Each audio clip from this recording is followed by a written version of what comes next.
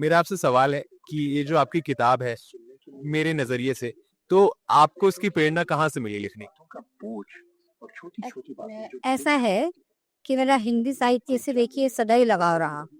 कि ये क्या है, मेरे नज़रिए से ये जो पुस्तक मैंने लिखी है, जो कि ज़िंदगी की इसकी प्रेरणा मुझे मेरे आसपास की अपनी घटती ज़िंदगी की घटनाएं हैं, और मैंने एक रिश्तों में इसको पिरोया है, और इसका मैंने मेरे नज़रिए से देखा है। हो सकता है आपका नज़रिया कुछ और हो, शायद, और सबके देखने के नज़रिए अलग-अलग होते हैं। इसलिए मैंने इसको सिर्फ मेरे नज़रिए से कहा है। ये एक रिश्तों का संगम दिखाया है मैंने इसमें, और जो हमारे आस-पास ही ये घटनाएँ घटती रहती है, जिसे हम देखते हैं लेकिन हम नज़रअंदाज छोड़ देते हैं, और जब देखते हैं तो लगता है कि सही। तो इसकी प्रेरणा आप कहो तो मुझे, मेरा ये 10 साल का सपना था। 10 साल से मैं इसके प्रयास में लगी थी, जब जाके ये पूरा हुआ। हालाँकि ये बुक बहुत छोटी है, बहुत पतली है, मेरे जैसे भारी भरकम नहीं है, लेकिन कहते हैं ना कि भई हम लोग गागर में भी सागर भर सकते हैं, तो बहुत छोटा-सा एक रूप है ये। तो आप लोग को शायद अच्छा लगेगा, पसंद आएगा। कुछ खास आपका कारण इसको हिंदी में ही लिखने का क्या? कि मैंने सारी पढ़ाई हिंदी में की है देखिए, और हिंदी साहित्य से मेरा लगाव रहा, और मैं हिंदी में ही लिखती हूँ। जो भी लिखती हूँ मैं, रोज़ भी कोटेशंस भी, जो भी छोटे-छोटे मुहावरे सारे मैंने इसमें भी लिखे हैं, तो मैं हिंदी ही पसंद करती हूँ। और मैंने हिंदी दिवस 14 सितंबर को ही इसका विमोचन किया था, जो कि मैंने उड़ीसा में किया था, जो वहीं की मैं रहने वाली हूँ। अभी मैं दिल्ली में रह रही हूँ 10 साल से, लेकिन मैंने अपना विमोचन अपने परिवार के बीच वहाँ पे किया था। पूछना चाहूंगा कि ये जो किताब है इसमें हम रोजमर्रा की चीजों को देख पाते हैं जी, तो आपके लिए कितना जरूरी है छोटी चीजें या हर एक पल आपके लिए as a writer, as a लेखक आपके लिए कितना जरूरी है? छोटे छोटे पल, छोटी छोटी खुशियां। ऐसा है, छोटी-छोटी खुशियाँ, छोटे-छोटे पल जो आप बोल रहे हैं, वो हर समय हमारे आस-पास ही घूमते हैं। कभी दुःख का कारण, कभी सुख का कारण, आप कोई भी इसमें से पन्ना देख लीजिए। एक है इसमें मेरे चौथे, कई छोटी बातें हम सुन भी रहे हैं कि कुछ कोई पल हमें मजबूत बना देते हैं। इसको पढ़ के कहीं हमें मजबूती आ जाती है, और कभी क्या होता है कि हम बिल्कुल खालीपन-सा लगता है, हमें सपोर्ट बने, हमें इसका मतलब जोड़ भी देती है ये किसी बातों से। और रिश्तों का पहलू है ये। तो रिश्ते तो देखिए सभी जगह ही होते हैं, और हर रूप से मैंने नारी का दिखाया है, तो नारी रिश्ते में सबसे उत्तम ही है। उसके कितने रूप ही होते हैं, और ये सब प्रेरणाएँ मुझे हिंदी साहित्य में पढ़ती भी बहुत हूँ, और प्रेमचंद जी मेरे खास रहे हैं, साहित्यकार हैं, उसकी पुस्तक बहुत पढ़ती हूँ। तो मुझे बहुत इन सब चीज़ों से मुझे प्रेरणा मिली, और ये बिल्कुल साधारण सी बुक है। जब आप इसे पढ़ेंगे तो आपको लगेगा कि ये तो हम रोज़ ही देखते हैं, ये ऐसी बातें हैं इसमें। जैसा कि आप देख पा रहे हैं, तो मैं ये जानना चाहूंगा कि इसमें जो भी रिफ्लेक्शंस, मतलब जो भी उतार चढ़ाव या कहानियां, या आपकी खुद की जिंदगी से हैं या फिर आप कहना चाहेंगे कि आपको सिर्फ कहीं और से प्रेरणा मिली? इसमें कुछ संबंध मेरी अपनी निजी ज़िंदगी से है।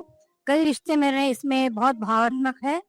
जैसे कि मैंने इसमें माँ-बेटी का जो रिश्ता बताया, वो मेरी निजी ज़िंदगी से है, क्योंकि मैं अपनी माँ को बहुत चाहती थी, और उनके जाने के बाद से मुझे कुछ ज़्यादा ही प्रेरणा ऐसी मिली कि मैं लिखूं, और ये शायद मेरे पूर्वजों का ही आशीर्वाद है, सभी बड़ों का आशीर्वाद है कि मैं यहाँ तक पहुँच पाई, और मैंने एक अपने बुक का विमोचन किया। मैं पूछना चाहूंगा कि इस किताब का जो नाम है मेरे नजरिए से, इसका आपके लिए क्या महत्व है? ये तो बहुत बड़ा महत्व है। ये देखिए, मेरे नज़रिए से मैं देखती हूँ ये पुस्तक को, आप पढ़ेंगे अपने नज़रिए से, कोई और देखेगा वो अपने सब नज़रिए से, अपने दृष्टिकोण से। इसलिए मैंने इसको अपना नाम दिया कि मेरे नज़रिए से मुझे ऐसा लगता है। शायद हो सकता है कि अगले का दृष्टिकोण कुछ और हो, शायद आपके लिए ये बात कुछ और हो, लेकिन बस यही बात है। मेरे नज़रिए से मुझे ये बहुत पसंद आया, तो मैंने ये मेरे नज़रिए से करके इस पुस्तक का। जैसे कि कुछ ऐसा हुआ, या कभी कुछ मान लें किसी चीज ने आपको इंस्पायर, किस चीज ने आपको इंस्पायर किया बुक लिखने से? कुछ कभी ऐसा हुआ आपने आसपास देखा, या फिर आपको लगा कि नहीं बस लिखना चाहिए? क्या इंस्पायर किया? हाँ, मैंने इंस्पायर मेरे बच्चों ने, मेरी बेटी ने, मेरे बेटों ने, मेरी बेटी का स्टूडियो भी है, वो ये सब चीज़ों से संबंध रखती है, तो मुझे सब जगह से प्रेरणा ही मिली।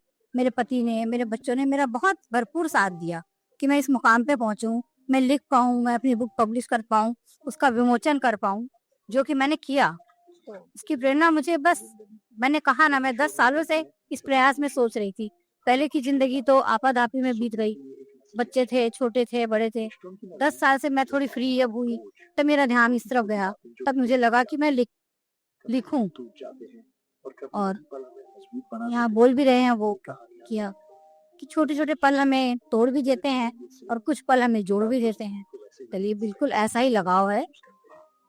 पूछना चाहूंगा कि आप अपने राइटिंग स्टाइल को किस तरह डिस्क्राइब करेंगे? मतलब जैसे मान के चलिए कोई नया रीडर है, वो बुक पढ़ना चाहता है, तो वो कैसे आपकी बुक की तरफ अट्रैक्ट होगा? कि आपका राइटिंग स्टाइल क्या है? आपने क्या ऐसा मेरा राइटिंग स्टाइल, मैंने अपने हर हर पहलू के, जो हर रिश्ते के बाद मैंने एक छोटा-सा कोटेशन लिखा है। कोटेशन माने दोहे का। तो उससे वो शायद सबको प्रभावित करेगा। क्योंकि मुझे जितने जन ने, मेरे परिवार वालों ने जो भी ये बुक को पढ़ा, वो मुझे यही बोले कि मुझे वो चीज़ बहुत अच्छी लगी। और बहुत संक्षिप्त में मैंने लिखा है। बहुत बड़े-बड़े रूप में मैंने बड़ी-बड़ी कोई भाषा नहीं लिखी। बिल्कुल सरल भाषा में इसको किया है। तो ये सबको शायद बहुत पसंद आएगी। और बहुत पतली भी है। कहीं भी आप कैरी ले जा सकते हो, पढ़ सकते हो, गाड़ी में पढ़ सकते हो। तो बहुत ही छोटा बनाया है, लेकिन है भरपूर। आप पढ़ो तो आप जानोगे। इस बुक को लिखते वक्त या लिखने के बाद भी इस दौरान कभी आपका नजरिया बदला जीवन को लेकर या खुद को लेकर? हाँ, खुद को लेके थोड़ा बदला कि बुक के बाद मैंने खुद लिखा, जब कई चीज़ों को मैंने फिर से मैंने पढ़ा अपनी बुक को, तो जो संयम होता है, जो धैर्यता आती है, वो मेरे में और आई, जो कि थी लेकिन और आई। और मुझे लगा कि हाँ, सबसे बड़ा आदमी का होता है कि संयम आदमी का बहुत अच्छा होना चाहिए। शब्दों का विचार आचार बहुत अच्छा से किसी को बोलना या कहना, बहुत सोच समझ के बोलना चाहिए। इतना मेरे में ये नया विचार आया। इससे तो आपको क्या लगता है कि जो भी लोग आपकी किताब को पढ़ेंगे, वो क्या फील करेंगे इसको पढ़कर? उन्हें वो इमोशनल हो जाएंगे या फिर उन्हें कुछ सीखने को मिलेगा, या फिर क्या कहना चाहेंगे? उन्हें क्या मिलेगा? आप क्या उम्मीद रखते हैं? मैं इनसे ये उम्मीद रखती हूँ, जो ये पढ़ेंगे, उन्हें एक तो सब रिश्तों की अच्छी पहचान मिलेगी और इमोशनल थोड़े होएंगे भी। देखिए, हर कहानी में इमोशनल भी होते हैं, हम गुस्सा भी होता है, सब होता है। तो इसका ऐसा कुछ ऐसी खास चीज हम नहीं बता सकते। बाकी मैंने ये कह दिया कि मेरे नजरिए से मैंने लिखा। अब हो सकता है उनका दृष्टिकोण कुछ और हो, लेकिन मैंने हर हालत में ये उम्मीद है कि जो ये बुक पढ़ेंगे तो जरूर पसंद करेंगे। इस किताब को लिखते वक्त आपने कोई कठिनाई महसूस करी? मतलब मन से या कुछ? नहीं, मैंने बिल्कुल ऐसा कुछ भी महसूस नहीं किया। मैंने सिर्फ भगवान का नाम लिया और ये पुस्तक लिखती चली गई।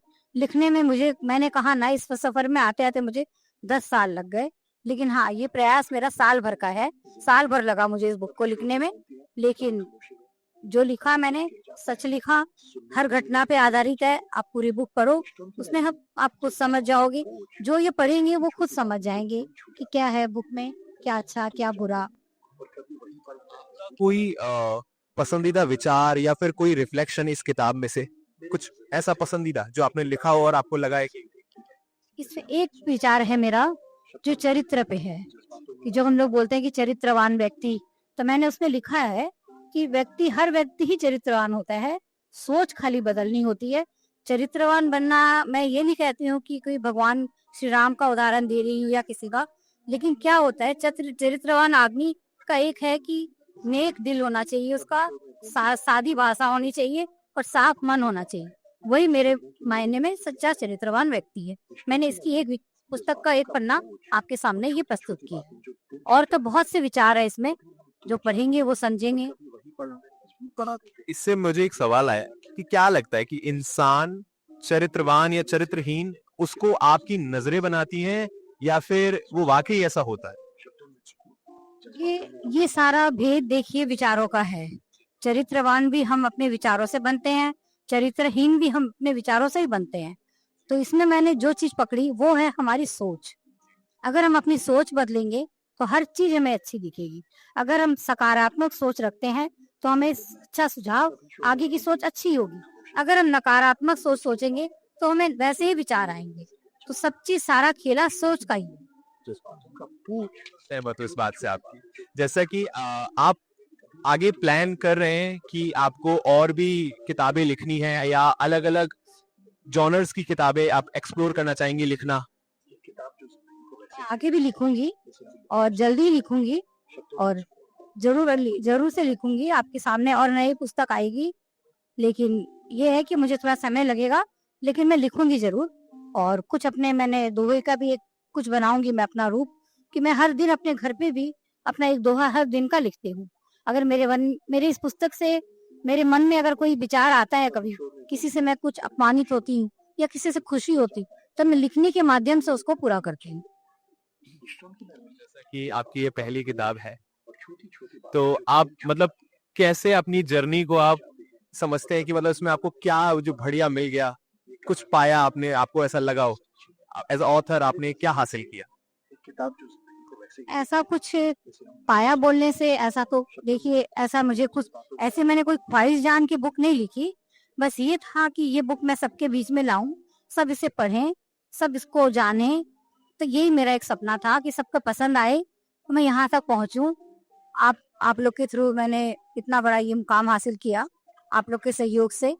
तो मुझे यही था, बस यही है। आगे भी मैं आपसे और बुक लिखूंगी तो आपके पास ही आएगा, तो आप देखते रहिए। बस ये कुछ ऐसा, ऐसी मेरी कोई ख्वाहिश नहीं थी कि कोई, हाँ ये था कि सबको ये बुक अच्छी लगे, सब पसंद करे। तो आज सारी, देखिए क्या होता है कि जो जनता होती है, जिनसे हम जानते हैं, उनकी प्रेरणा ही हमें आगे प्रेरणा देती है।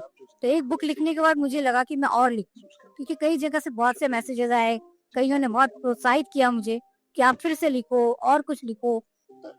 ये मेरे लिए यही सबसे बड़ी उपलब्धि है। मैं आखिरी सवाल के साथ इस सेशन को खत्म करूंगा। मेरा आखिरी सवाल ये है कि आप क्या एक एडवाइस या सलाह देनी चाहेंगी उन लोगों को जो शायद अपने नजरिए मतलब जीवन की चीजों में उलझ रहे हैं, फंस रहे हैं, क्या उनको सलाह देना चाहेंगे? एक यंग जनरेशन को क्या आप सलाह देना चाहेंगे? छोटी छोटी बात जो जैसे आज की युवा पीढ़ी में मैं देख रही हूँ कि बहुत से बदलाव आ रहे हैं। जैसे कि एक तो बहुत छोटी फैमिली होने लगी, तो संबंध तो बहुत ऐसे भी कम, चाचा ताऊ वगैरह तो अब होते ही नहीं है। अभी की जैसी जनरेशन आ रही है, मैं आज की युवा पीढ़ी से ये कहना चाहूंगी कि सब, जैसे मैंने बहुत कुछ देखा, तो मैं कहीं से मेरे मन में ये आया कि अपने माँ बाप का आदमी को हमेशा सम्मान करना चाहिए, कि जो हमें दुनिया में लाए, उनका सम्मान सबसे बड़ा सम्मान होता है। तो जो युवा पीढ़ी में मुझे कम देखने को मिलता है, और जो कि अभी बहुत ज्यादा ये सब हो रहा है, तो शायद कोई युवा पीढ़ी से पढ़ेंगी तो शायद वो समझेंगी। देख पाते हैं कि लोगों को समझ ही तब आता है जब समय बीत चुका होता है, बाद में उन्हें बाद में सिर्फ हमें अफसोस होता है। तो मैं नहीं चाहती कि कोई ऐसा अफसोस रखे, इसलिए युवा पीढ़ी से मेरी खास, मैं उनको आग्रह करती हूँ कि वो जरूर से ये बुक पढ़े, सुने, देखें। इस पढ़ के इस पल को देखें, तो शायद सब बदलाव आएगा, और 100% आएगा अगर पूरी बुक कोई पढ़ेगा तो।